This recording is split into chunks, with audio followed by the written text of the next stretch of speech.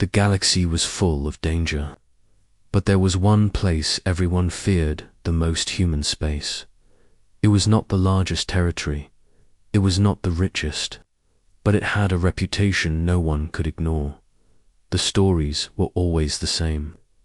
A fleet would cross the border without permission. Days later, no one would hear from them again. Not a single ship returned. No survivors. Only silence. For most empires, that was enough to stay away. But for the Zorath Empire, it was an invitation. Admiral Varric stood on the bridge of the flagship. Iron Talon, his tall, armored frame glinted under the pale lights. Outside the massive viewing window, the edge of human space hung before him like a black ocean.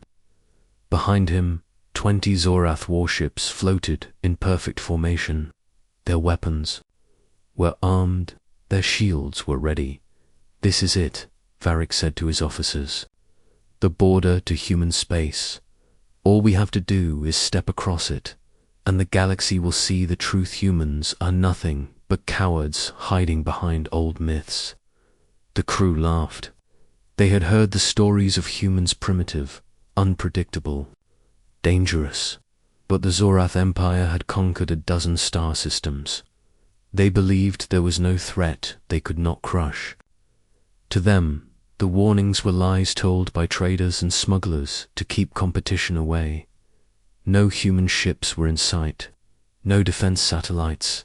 No patrols. The scanners showed nothing but empty space. It felt too easy. "Begin the advance," Varric ordered. The first ships crossed the border. There was no reaction, no alarms, no threats. "See," one of the bridge officers said with a smirk. "Humans are afraid to face us." Varric allowed himself a smile. In his mind, this would be a simple operation. They would enter human space, record every moment, and send the footage across the galaxy. The Zorath Empire would become famous for ending the human legend. But deep within human space, far beyond their senses, something ancient stirred. In a hidden command station orbiting a dead moon, silent systems began to wake.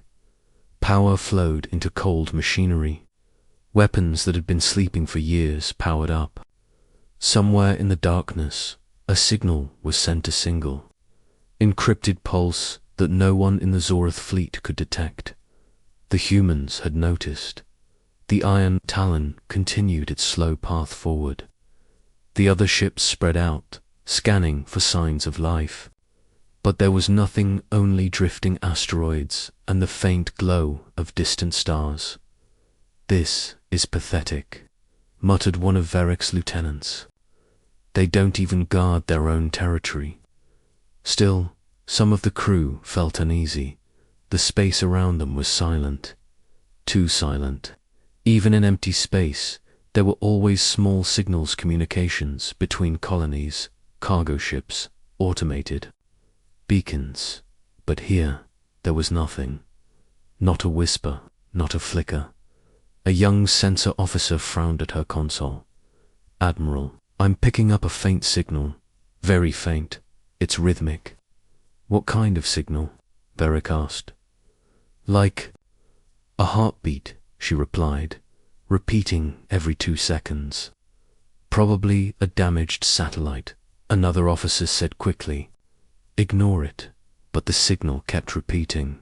It didn't change. It didn't drift away. It stayed with them, like it was following. Varric leaned forward, plot its location. The officer's hands trembled as she checked her instruments. "It's directly ahead of us." Moving closer, the crew stared at their displays. There was nothing visible on the radar. No ships, no debris. But the signal was getting stronger. "Any visual contact?" Varric demanded. "Negative, Admiral," the helmsman replied. "The space ahead is clear." They pressed forward. The heartbeat-like signal grew louder in the sensors.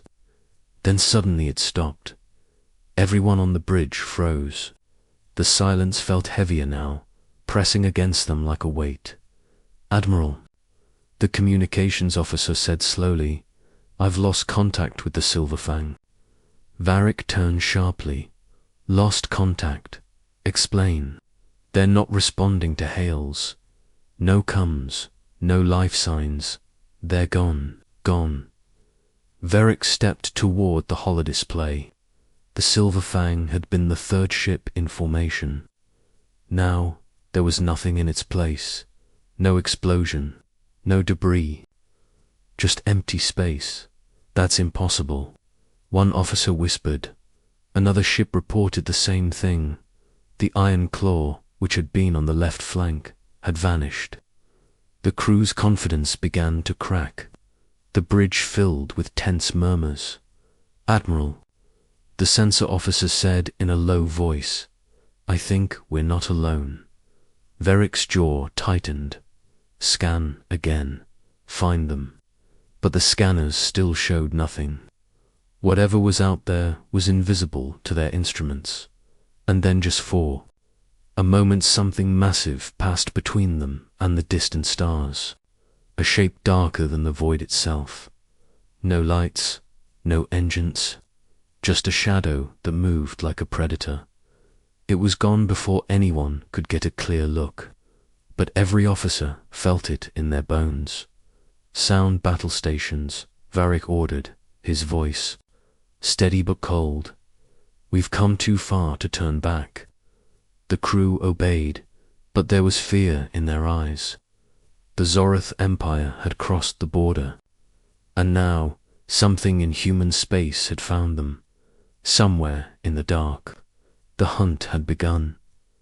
The Zorath fleet moved deeper into human space, their engines humming quietly against the endless silence. The blackness around them felt thicker now, as if the stars themselves were retreating. Admiral Varric stood rigid on the Iron Talon's bridge, staring at the empty void ahead.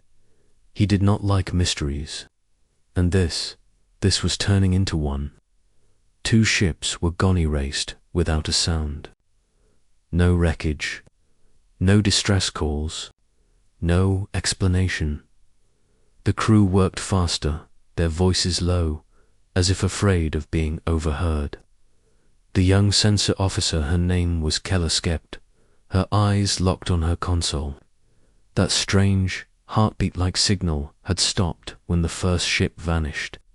But now, it was back, Admiral Kellis said, her voice barely above a whisper.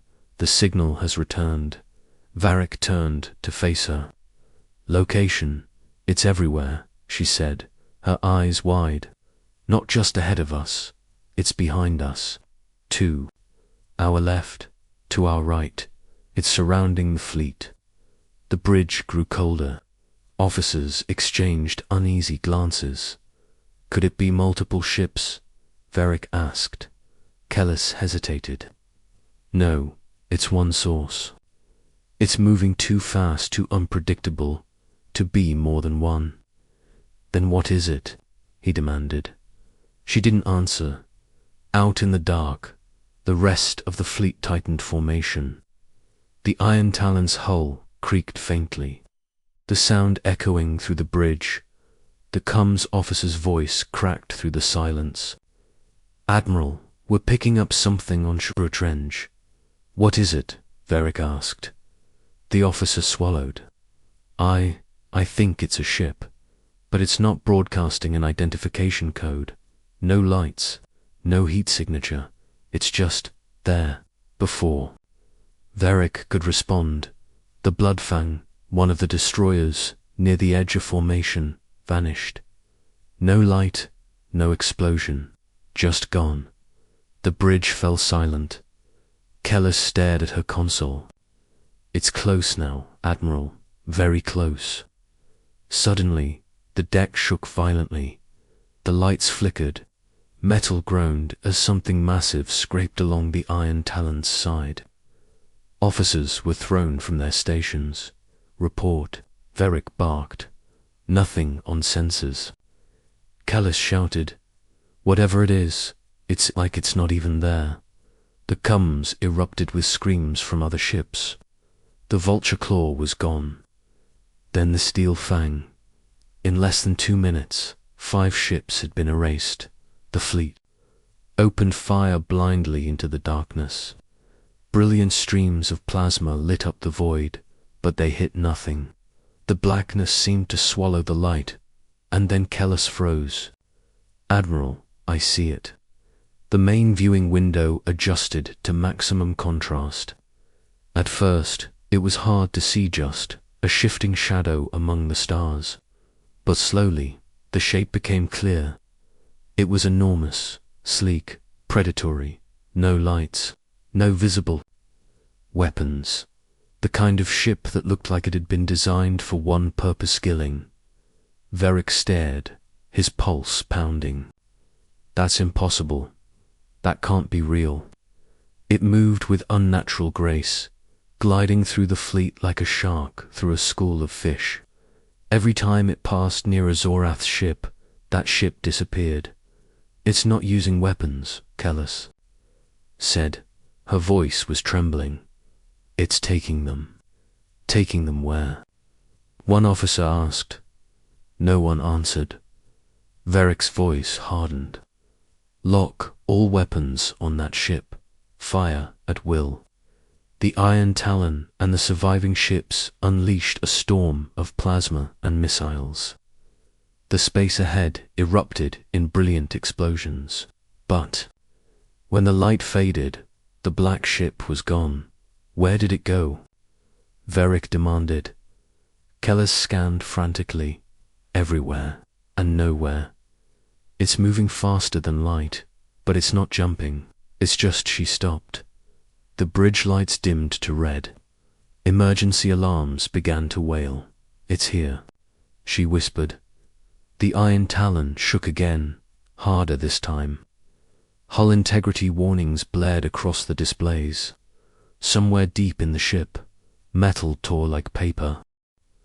On the main screen, the black ship appeared again, closer now, so close its hull filled the entire view. It had no markings, no numbers. Its surface seemed to drink in light, as if it didn't just hide in darkness, but was made of it. The crew stared in silence. Then, without warning, the black ship vanished from the screen. The alarms went silent. The shaking stopped. For a moment, they thought it was gone. Then Kellis' console lit up with a single line of text. Not Zorath language, not human. Just one universal word burned into the display. "Leave." Varric felt the hairs on his neck stand up. He turned to the comms officer. "Send a retreat signal, now." The officer nodded, his hands moving fast. But before the signal was fully sent, another Zorath ship vanished. Kellis looked at "Admiral, we won't make it out if we stay in formation. We have to scatter." "No," Varric said firmly. "That's what it wants." But even as he said it, he wasn't sure. The fear in his crew's eyes told him the truth. Whatever was hunting them was in complete control. The heartbeat signal returned, louder than ever. This time, everyone on the bridge could feel it, deep in their chests. The hunt wasn't over. It had only just begun. The Zorath fleet was in chaos. Ships broke formation, trying to put distance between themselves and the unseen predator. But no matter which way they turned, the shadow followed. On the Iron Talon's bridge, Admiral Varric gripped the edge of the command console so hard his claws dug into the metal. The heartbeat signal pulsed in his ears, steady and slow, as if mocking them. "Status on the Bloodfang," he demanded. "Gone," the comms officer replied quietly. No response, no transponder, nothing. Another officer turned pale. "That makes 8 ships, Admiral." The bridge went silent. Kellis, still at the sensor console, stared at her display. "Admiral, it's coming in close, directly in front of us." The main viewing screen adjusted automatically, zooming into the darkness ahead. At first, it looked like empty space. Then something shifted, a ripple in the void. A shape emerged, so black it seemed to swallow the stars behind it. The bridge crew froze. The ship was massive, larger than any vessel in the Zoroth fleet. Its design was unlike anything they had ever seen, long sharp edges, as if it had been carved from pure shadow. The surface was smooth, featureless, without windows or markings. No visible engines, no heat signature, and yet it moved like it was alive. What is that?" Someone whispered. No one answered. Keller's voice was almost a whisper. "The thought." "Black ship." Varric's eyes narrowed. "That's just a story." She shook her head. "Not anymore." The predator moved closer, gliding without a sound. As it passed through a cluster of wreckage from the vanished Zoroth ships, the debris simply vanished into its hull, as though swallowed. Without warning, the black ship darted forward faster than any vessel should be able to move and slammed into the vulture's claw. But there was no explosion, no shattering hull. The Zoroth ship was just gone, erased in an instant. The crew recoiled. "It doesn't destroy them," Keller said, her voice shaking. "It takes them." Varric slammed a clawed fist onto the console. "All weapons, target that ship. Fire everything." The Iron Talon unleashed its full arsenal. Plasma bursts, missile salvos, and high-energy beams lit the darkness. The remaining Zoroth ships joined in, filling the void with fire. But the black ship moved like water flowing round rocks. Every shot missed. Every beam passed harmlessly through empty space as it flickered out of sight, only to reappear closer. Suddenly, a beam of light, thin, silent, impossibly fast shot from the black ship's hull. It cut through the steel fang in a single sweep, splitting it in two. The halves drifted apart, glowing faintly before disintegrating into dust. The bridge was silent, except for the alarms. "This isn't possible," Varric muttered. "No ship can do this." Kellis looked at him. "Admiral, I think this ship isn't just human-made. I think it's something older. Something they found. Something they kept." Her words sent a chill through the crew. The black ship turned slowly toward the Iron Talon. It didn't rush. It didn't fire again. It simply drifted forward, as though savoring the moment. The heartbeat signal grew louder, filling every corner of the ship. Crew members pressed their hands to their chests, swearing they could feel it shaking their bones. On the main screen, the Predator loomed larger. Details became clearer, the faint lines of hidden weapon ports, the strange patterns, etched into its surface, glowing faintly red like ancient runes. Then the lights on the Iron Talon flickered out. The hum of the engines died. The bridge fell into total darkness. Emergency red lights snapped on. Kellis's voice was tense. "Admiral, they've taken control of our systems." How Varric demanded. Before she could answer, the black ship's image vanished from the main screen, replaced by a single view of a dark, empty corridor. The image shook slightly, like it was being filmed by something moving through the Iron Talon that's inside our ship. The security officer said, his voice cracking. The corridor camera feed flickered as shadows passed across it. The feed cut to another corridor. This one was closer to the bridge. "They're here," Kellis whispered. The heartbeat signal became faster, pounding in their ears. Varric roared, "Seal the bridge. Prepare for boarding." The doors sealed with a heavy thud. But the crew, could still hear faint metallic footsteps echoing through the halls. Another camera feed appeared on the screen this time. Just outside the bridge, the footsteps stopped. Everyone held their breath. Then, without a sound, the door controls sparked and went dead. The heavy blast doors began to slide open, inch by inch. Varric raised his weapon, claws gripping it tight. Stand ready. But the doorway revealed nothing. No soldiers, no intruders, just darkness. The darkness moved. It poured into the bridge, like liquid shadow swallowing the light. Crew members screamed as their consoles flickered and died. The air grew cold. The shadows closed in. The last thing Varric saw was the shape of the black ship outside the viewing window, waiting patiently in the void, and then nothing. The bridge was empty. The Iron Talon drifted silently in the dark. Its lights dead, its crew gone. The hunt had claimed another asterisk. The Iron Talon drifted through human space like a ghost. Its engines were dead. Its shields were gone. Most of its crew had vanished without a trace. Only a handful remained, huddled in the auxiliary control room deep in the ship's core. Admiral Varric stood among them, his armor scuffed, his face shadowed by exhaustion. The emergency lights painted the room in a dim red glow, making every movement feel slower, heavier. "How many ships are left?"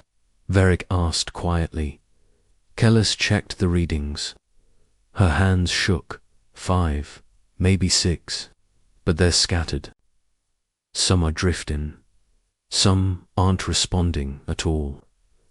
Varric's eyes narrowed, and the black ship Kellis didn't need to answer. They all knew it was still there. It was always there. Somewhere in the darkness, waiting. The comms officer adjusted his headset. "We've been receiving fragments of transmissions from the Night Fang, but they keep cutting out." Last thing they sent was he stopped. "What was it?" Varric demanded. The officer swallowed. "They said it's inside their ship." The room went silent. Suddenly, the Iron Talon shook violently.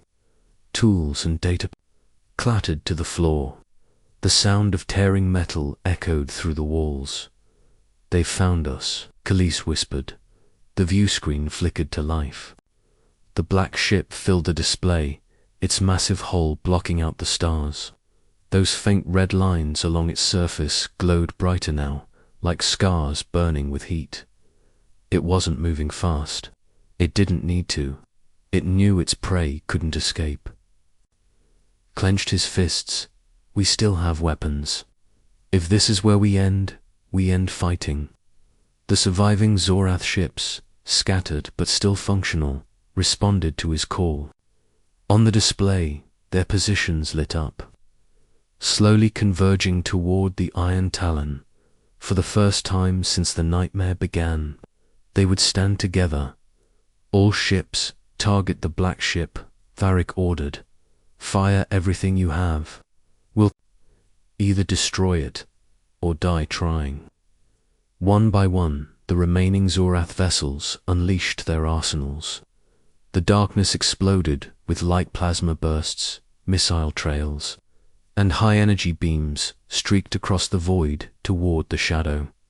But the black ship didn't evade this time. It didn't vanish or twist away. It simply took the hits. Plasma fire splashed against its hull like rain against stone. Missiles detonated harmlessly in bursts of light. The beams faded before they even reached the surface, as if the void itself was swallowing them. "It's not even using shields," Kellis said, her voice hollow. "It doesn't need them." The black ship moved forward slowly, like a predator stepping through fire without fear. Then its weapons came alive. Silent beams, invisible except for the brief ripple they made in the darkness, struck the first Zoroth ship. The Night Fang split in half instantly, both sections fading into nothingness. No explosion, no wreckage. Another beam cut through the stone claw. Gone. The survivors fought harder, but their attacks meant nothing. The Predator dismantled them piece by piece. In less than 2 minutes, there were only 2 Zorath ships left, the Iron Talon and the Razorwing. The Razorwing tried to flee, engines burning bright.